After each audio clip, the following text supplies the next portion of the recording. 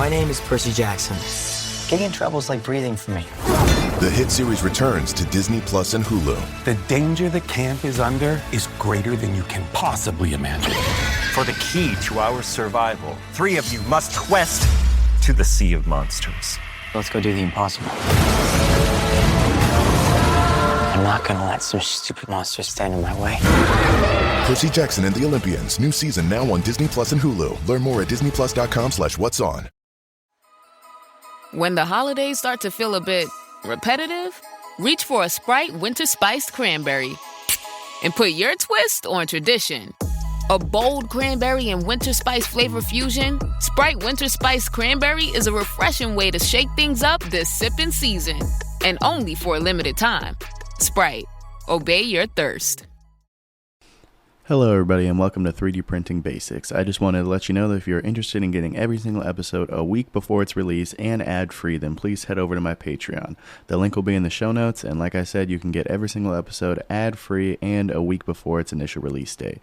Thank you guys so much for listening, and I hope you like this episode. Hello and welcome back to 3D Printing Basics. This is episode number 89, and in this week's episode we are going to be going over nozzle sizes as well as nozzle wear. Mainly we're going to be going over nozzle wear and when you know it's time to change out your nozzle, because just like most parts on a 3D printer, nozzles are a consumable and they do need to be replaced from time to time. Not often, you definitely don't need to replace them a lot, but it is important to know the signs that you're looking for when it comes, so that you know when it's time to replace the nozzle. Alright, so before we talk about the nozzles, we need to actually talk about what they do. So the basic function of a nozzle is going to be to control the extrusion width of the melted plastic that it's pushing out. It's going to determine the minimum detail size, which it goes hand in hand with the different size of nozzle, whether it be a 0.2 millimeter nozzle, 0.4, 0.6, 0.8. You can even get all the way up to 1.0 millimeter nozzles. But the main sizes I would say are 0.2, 0.4, and 0.6. It also affects layer bonding and is a gatekeeper for speed and flow rate. And like I mentioned in the intro, it is a consumable. A nozzle is not something that can come with your printer and then you are going to use it for the entirety of that printer's life. It is something that is going to need to be replaced at some point in time. Whether it be a year from when you get it, 3 years from when you get it, 10 years from when you get it, it really depends on how much you use the printer, but just know that the nozzle is not an all-encompassing a final boss of nozzles. You know, like you are going to have to replace it when the time comes. So there's different nozzle types and different nozzle materials. The most common one that you're going to see nowadays is going to be brass nozzles. And this is just kind of the default nozzle that comes with a lot of 3D printers, although I have noticed I think Bamboo Labs is not doing the brass nozzles. I'm not totally sure, but I'm pretty sure that the Bamboo Labs are doing steel nozzles as their defaults, which is something that I love to see. But yeah, brass nozzles, they are the stock default for a long time now. They have the best heat conduction and they are great for PLA, PETG, and TPU. Although with PETG, you definitely need to be careful because brass and PETG are very, very sticky. And so it will stick to that nozzle and it will cause a lot of problems if you're using it. But overall, brass is really good for the beginners in the 3D printing space. The only thing you got to look out for is that you cannot use abrasive filaments. So carbon fiber filaments, glass fiber filaments, any sort of filament that has abrasives in it, it's going to wear down that brass really quickly. It's going to open up the diameter and it's going to make it not accurate, because if you're opening up the diameter of the nozzle without the printer knowing, then the printer thinks it's printing out of a 0.4 millimeter nozzle when in reality you used abrasives and you accidentally wore that hole open to 0.5 or 0.6 millimeters, and that throws off the extrusion and the flow rate. So that is why you cannot use abrasives with brass nozzles. But other than that, if you're just starting out, brass nozzles is a great and cheap option. The next option is going to be hardened steel nozzles, and they have a lower heat conduction, so it usually means that they're going to take a little bit longer to heat up, but we're talking about seconds, not like minutes or hours, so not really a big deal there. They are excellent for carbon fiber, glow-in-the-dark metal filled filament, pretty much anything with abrasives is what they're really good for because it's hardened steel, so it's not going to wear out from the abrasives in the filament that you're using. Another option for nozzles is going to be stainless steel, and these are popular for food safe prints because you can, if you're using, in the very rare instance that you're using like a chocolate printer or something like that, you're going to see a stainless steel nozzle just because it's clean and it's good for food safe prints. It also has low abrasion resistance, so that is just like brass. You can't really use abrasives in it, but it kind of goes hand in hand. If you're using food safe prints, if you're printing with food and using a stainless steel nozzle, chances are you aren't going to be using something with abrasives in it. Then you kind of have the upper echelon of nozzles, which is the tungsten carbide and the ruby and the diamond nozzles. These nozzles are extremely wear resistant. So if you're going to be printing a lot of carbon fiber filled filament, glass fiber filled filament, metal filament, if you're going to be doing a lot of that, like if you're going to dedicate a printer solely to that, then this is definitely a very good option because you are absolutely going to have no change in the nozzle diameter whatsoever, no matter how much abrasive fill material you print. It's expensive, but it's going to last the longest, so you won't need to swap this out hardly ever. So that's definitely a good option for specifically those. It is going to be tougher with PLA. It just isn't as good as printing the lower temp filaments as it is with the wear resistant filaments. So it's definitely something to think about. But overall, these four options, they each have their use cases and they each are helpful in their own way. All right, so with that being said, let's look at signs that you can see in your 3D prints that let you know that you need to replace your nozzle. And the biggest thing that you're going to see is under extrusion that isn't filament related. And this is going to be the thin layers, the weak infill. If you pick your print up and it snaps in half way too easily, then you know something's wrong there.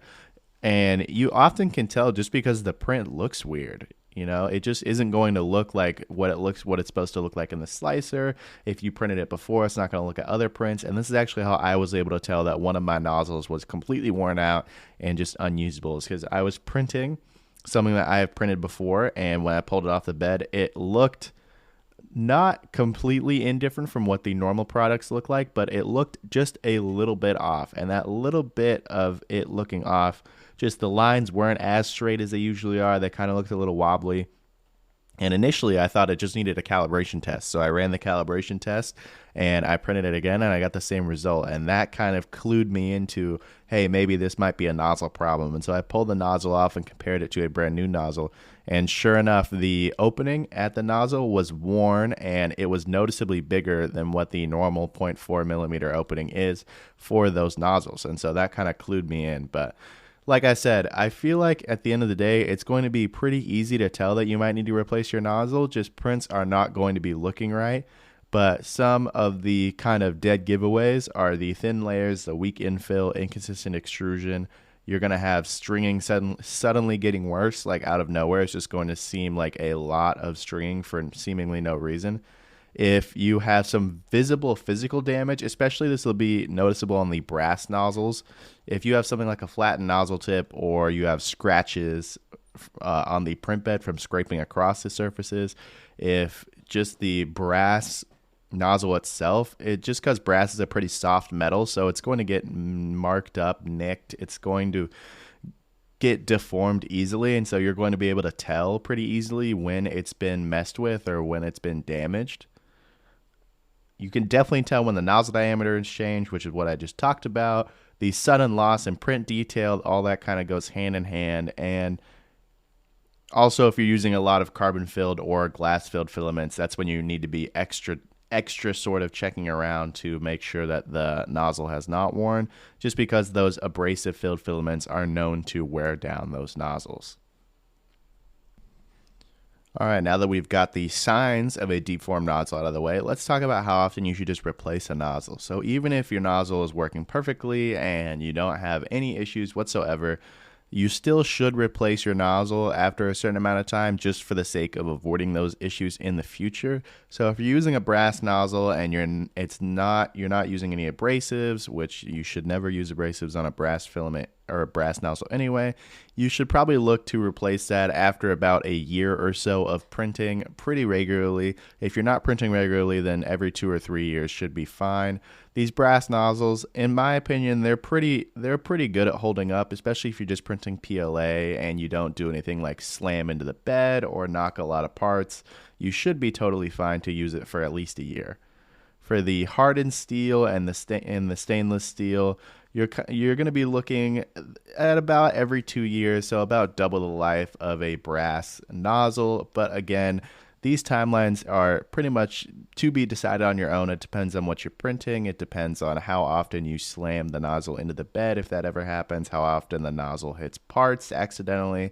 That is all going to affect the timeline. But tungsten and ruby and diamond nozzles, those are effectively, you could use them for a lifetime. That's kind of what they advertise it as, but to me that says maybe 5 years, maybe 10 years. Not really too sure. I don't have any tungsten or ruby or diamond nozzles personally.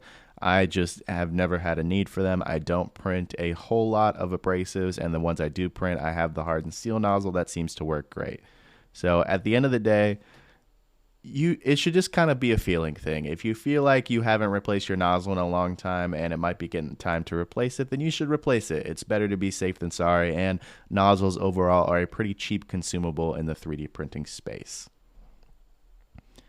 And with that being said, that's all I have for you guys today. I hope you guys enjoyed this episode and learned a little bit about nozzle wear and what to look for and when to replace your nozzle, because that's pretty important in the 3D printing space. The nozzle is kind of where the magic happens. It's where the part gets printed, comes out of that. So if you have a good nozzle, then chances are you're going to have a good print. So thank you guys so much for listening. I hope everybody enjoyed their Thanksgiving weekend and are looking forward to Christmas or any holiday that you might celebrate. So happy holidays to everybody that is listening. I just got the Spotify Wrapped for my podcast, and there's so many new listeners. I just wanted to say thank you, everybody who tuned in and listened to the podcast this year. It really means the world to me. Thank you guys so much, and I'll talk to you. Hey, Ryan Reynolds here. Wishing you a very happy half-off holiday, because right now Mint Mobile is offering you the gift of 50% off unlimited. To be clear, that's half price, not half the service. And Mint is still premium unlimited wireless for a great price. So that means a half day, yeah? Give it a try at mintmobile.com/switch. Upfront payment of $45 for 3-month plan, equivalent to $15 per month required. New customer offer for first 3 months only. Speed slow after 35 gigabytes if network busy. Taxes and fees extra. See mintmobile.com. See you next time.